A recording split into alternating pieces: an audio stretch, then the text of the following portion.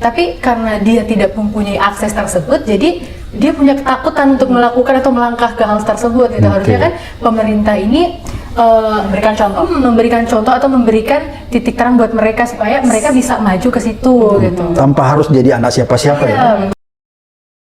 Selamat datang di podcast Perubahan. Kali ini kami sajikan konten yang berisi obrolan Bang Abraham Samad dengan jubir muda Timnas Amin Part 2. Di video kali ini temanya adalah terkait Gibran itu sebenarnya kurang kompeten, namun karena dia anak presiden, maka bisa maju jadi cawapres, padahal di luar banyak anak muda yang lebih berkompeten ketimbang Gibran. Simak selengkapnya ya. Menarik nih Wulan, ini tadi dia katakan bahwa kompeten ya. Katanya Gibran tadi kamu bilang ya kalau bicara tentang kompetensi banyak orang yang lebih daripada dia ya, tapi tidak punya kesempatan seperti dia. Kalau di mata Wulan, di mata Winda, apakah seorang Gibran itu punya kompetensi untuk jadi calon wakil presiden? Gini, Mas, aku sebelumnya bukan orang yang antipati dengan yang namanya privilege. It's okay dengan punya privilege, itu anugerah dan semua orang tua bonus. Itu privilege itu bonus asalkan bisa digunakan dengan cara yang baik, melalui proses-proses yang baik dan tidak menghalalkan segala cara untuk menerobos aturan demi agenda pribadi gitu. Menggunakan segala cara ya. Menggunakan segala cara. Kalau misalnya menggunakan privilege dengan baik, misalnya kamu terlahir di keluarga yang mapan, kemudian dengan orang tua yang mempunyai networking yang bagus, kemudian menggunakan itu untuk berjejaring, kemudian untuk sekolah di luar gitu kan, mendapatkan pendidikan yang layak. It's okay, gak apa-apa, asalkan tidak merubah-rubah aturan itu. Tadi yang jadi titik permasalahannya itu loh, Mas. Tidak melanggar etika dan moral. Tidak melanggar etika. Etika yang harus segala cara ya. Etika yang harus dijunjung tinggi, selalu dipertanyakan ya, bukan dijawab dengan das itu.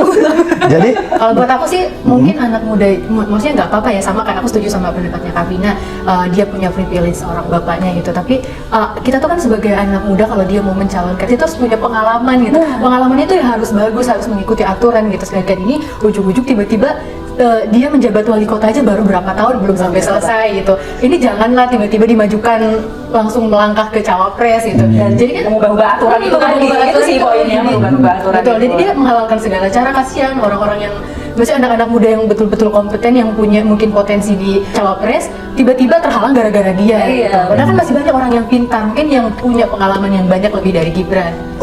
Menarik. Masih banyak orang yang pintar. Kamu lihat kan itu hari debat cawapres antara Gibran, Caimin, kemudian Mahfud. Apa kira-kira yang bisa mengomentari itu? Apakah Anda melihat bahwa yang disampaikan Gibran itu yang seolah-olah tampil maksimal, banyak orang katakan itu sesuatu yang natural atau memang itu diskenariokan, sudah disetting lah kira-kira? Sudah dipersiapkan dengan baik sepertinya ya, Mas.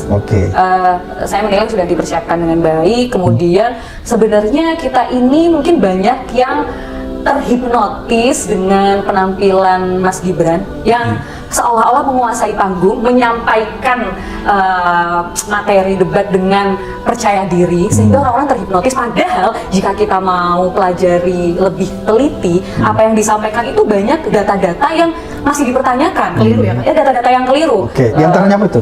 Contohnya nih, waktu mempertanyakan kepada Prof. Mahfud terkait karbon.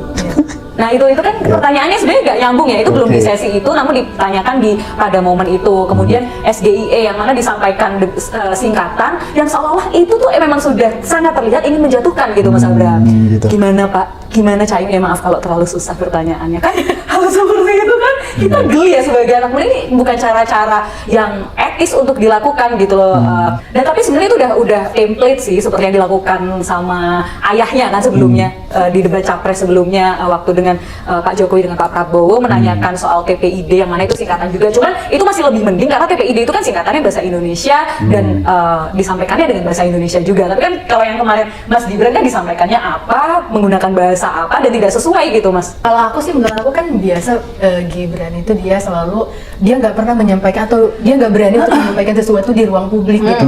Terus sedangkan pas waktu debat dia bisa menyampaikan tapi menurutku datanya pun keliru gitu. Itu yang selalu. Tapi banyak pendukungnya ini kok bilang, ih kok hebat, itu maksudnya the power of Gibran gitu. Dia bilang kayak gitu, padahal menurut aku sendiri dia tuh menyampaikan data-data itu keliru, Kak Vina. Iya, banyak data-datanya yang tidak sesuai. Jadi mungkin banyak pertanyaan, apalagi dari pendukung 01, kok Gibran bisa maksudnya bisa bersuara gitu.